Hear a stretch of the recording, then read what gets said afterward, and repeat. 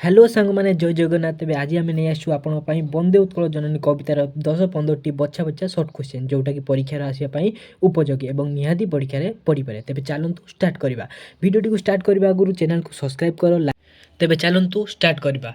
1 number प्रश्न 1 number कौन वंदे उत्कल जननी कवितार कवि किए किए ना उत्कल लक्ष्मीकांत महापात्र। 2 नंबर प्रश्न वंदे उत्कल जननी कविता ओडिशा सरकार द्वारा केबे राज्य संगीतर मान्यता पाइथिला। उत्तर केते ना 2020। 3 नंबर प्रश्न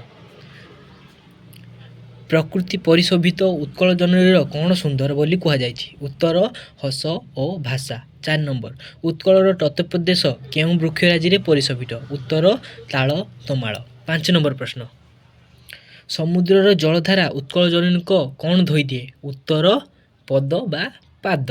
6 नंबर उत्कल जननी शरीर केउथिरे परिशोभित। उत्तर घंच वनभूमि रे। 7 नंबर प्रश्न केउथिरे उत्कलर शस्य क्षेत्र परिपूर्ण। उत्तर धान।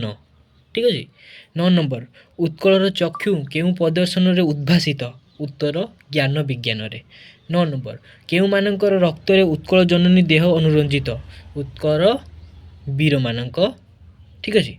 तापरे 10 नंबर नील भूधरमाला उत्कल जननी बक्षरे किपरि शोभा पाए। उत्तर तरंग सदृश शोभा पाए। 11 नंबर उत्कलर वनभूमि किपरि बोली कवितार कह जायछि। उत्तर ताल तमाल पूर्ण। 12 नंबर प्रश्न केउं मानक द्वारा उत्कल जननी वंदनिया। उत्तर महान कवि द्वारा।